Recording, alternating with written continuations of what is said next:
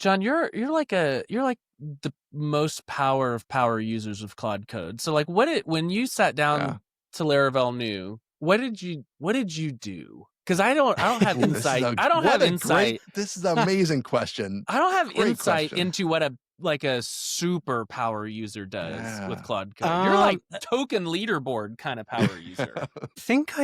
I don't think I do anything particularly advanced. I think I just do a lot more of it than most people, as far as I can tell. So my project initiation is just the usual Laravel new, pick a starter kit, off we go.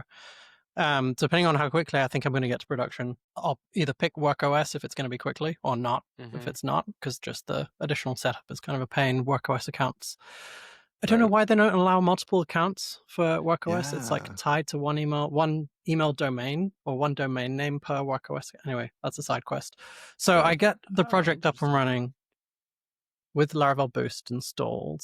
And then usually it's just kind of copying in the things I've used before from other Laravel projects. So augmenting the generated Claude MD file with some additional bits and pieces that I use commonly, putting in my usual like Claude commands, little subdirectory of commands, which are really common Anything things I use. interesting in So there? not particularly interesting, but the one that I use it like 100 times a day is called just /test. And it's a Okay. pretty short prompt that says, run the tests with this command, which is not PHP artisan test. It's a composer command that will do like pints and then Laravel stan, then run all the Gotcha. tests, go through all of them, and then resolve issues one by one, test after resolving each issue. Do not fix multiple things at the same time. Keep doing this over and over again until all tests pass. So whenever I've built anything, fixed anything, done anything, it will just be /test on the end and then wait for it to all go green. And that that's cool. is like the fastest feedback loop.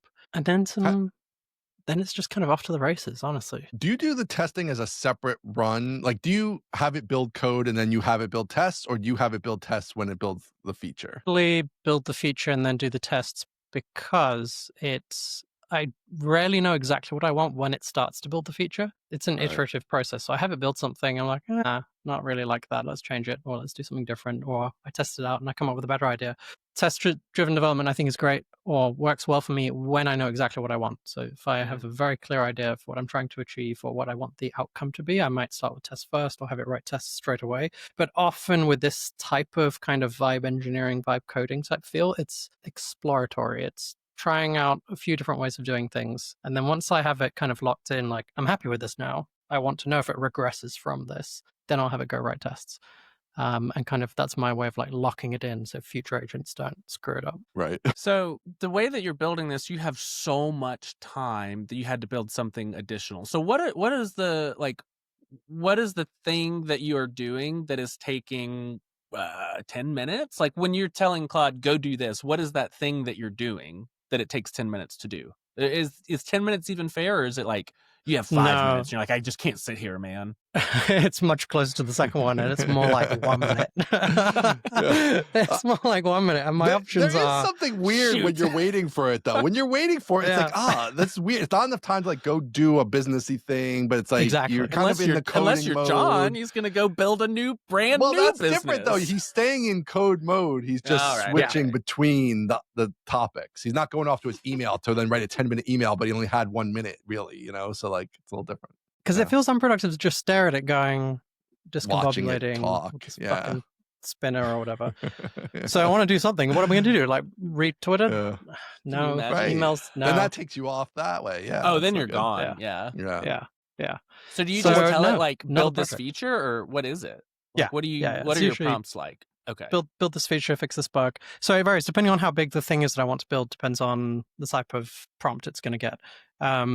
It will often start as like, we're going to do this big thing, make a plan, do that whole thing. Then we'll start working through the plan and doing all that kind of stuff. And then after that, it's usually a lot of iteration. I don't use plan mode at all. It's just go and change this, move this here, update this, add this field, and then review its work as it goes, and then just kind of push it out until an area is feature complete, then move on to the next area. And then if one model's getting particularly stuck and just going around in circles on not getting to the root cause, or the thing I really look out for now is how much, how workaroundy the code it starts writing feels.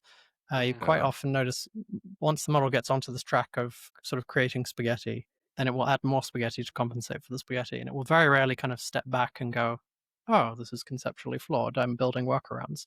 So I'm always keeping an eye out for that. And when it starts going down that kind of path, usually Claude, then I'll switch over something like Codex on the new 5.1, and then have that thing do examine this and rethink this architecture because this seems messy. And Codex is very judgy and dismissive of everything, and it's like, yes, this is terrible, we should rewrite it. And so then I'll usually let it do that, and that kind of untangles it, and then we get going again. Yeah, because the Claude UI is nicer, and I've tried all these different ones. I feel like, yeah, there's just something nicer about the Claude experience, even though maybe the other models are even better or whatever. But it's like there's something like it's more than just the quality of the LLM, right? It's like the whole experience. I do feel like it's still better. But how do you? This is all right, since you're the expert.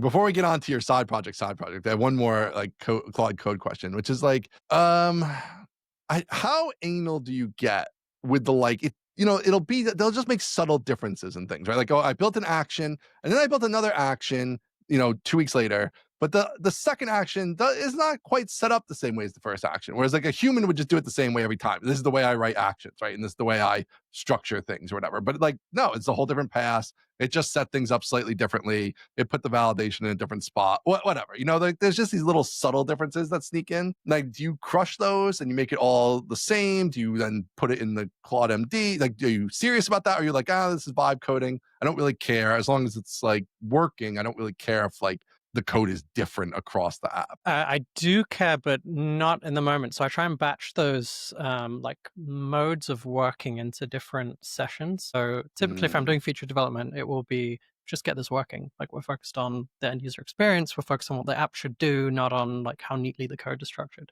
But then once I'm kind of done with a set of features, I'll quite often spin up a fresh agent and go look for inconsistencies in the projects, which is the best pattern, go and refactor the others to follow the same pattern. And then as long as the test suite is good, or it doesn't actually need to be good, it just needs to be extensive, then you can catch regressions pretty easily. So I kind of have build new thing mode, cleanup mode, and then this is a great thing. I don't understand why everyone's always going like, oh, your vibe code project is going to be a mess, and it's going to have performance issues, it's going to have security issues. Like, cool. So tell an agent to go and fix those. Like that works great.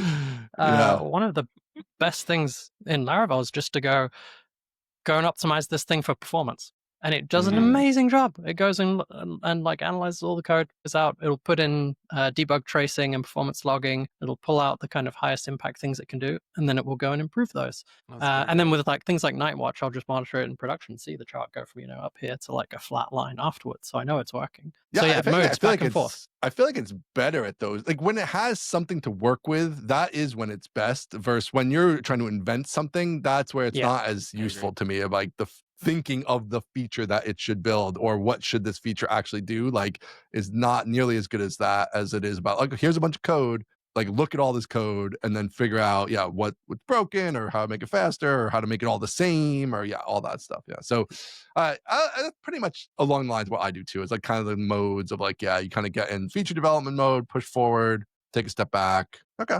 You're just a regular man. You're just like us. You're just like the people. He's not just like us. He's better than us. He's better than us. He's just like us, Aaron. No, he's just like us. One of the things I try and do, which is kind of fun, is moderate the level of specificity of prompting. Because I think when you know what you want, which is a strength in AI-assisted coding in general, sometimes you can get too specific about what you want, and you actually narrow, or you it's a very inefficient way of getting the models to do the smallest amount of thing every time. So every now and then when I'm in an area where I know like, hey, this is kind of easy and I know what I want. So say I'm adding something that tracks like your work experience and job roles you've held in the past. I could say like, I want to have a field for company and title and how long you worked there. And like, I know I want to have them in this particular order. And I know I want to have an add button, and I could describe all of that in meticulous detail and it would do it correctly. But every now and then you just go, I want to have a way of for my users to be able to record their work experience and have that be output on their profile and be blown away that it just builds 90% what you would have described in meticulous detail and just gets it right. It's always fun to be surprised by those. And depending on the model, it can be really impressive, like what scale of thing is possible to achieve with that if you just occasionally like let it off the leash a little bit. Well, and also sometimes think of things you didn't think of, which I find interesting yeah. too. Like, right, like Yeah. a field you wouldn't have put in. You wouldn't have told it to put that field, but you're like, oh yeah, Yeah. that makes sense, right? Or whatever. Yeah, let it off the leash. Okay, gotta let it off the leash. I Gotta love try. this. Tell I us. think- No, go ahead. I was just gonna say, I think if it's not making some huge mistake 10% of the time, you're probably prompting too tightly. Like I think a good pattern is it's made a mess and I have to scrap that and try again. Because if Yep. you're never hitting that, you're probably not like using its maximum potential. You're probably like keeping too tight of a hold on it. It's just replacing your typing instead of it Yes. adding Yeah. additional logic there. And things. Exactly. Yeah. Is this thing available for public sign up? Can I start reading some feeds with this thing? No, but I'm very confident that will be before outro. That's 100% given for sure. We just recorded an episode before this, and I was like, I haven't coded anything in 2 weeks. Like, Oh I've done my nothing. gosh. So in outro land. Brutal. So The most yeah. devastating thing possible, but with true. the accent, it's like, it's pretty endearing. We love this guy. What a nice guy. What a That's sweet way incredible. for Yeah. him to tell me I'm totally Yeah, good guy unproductive. Yeah. John.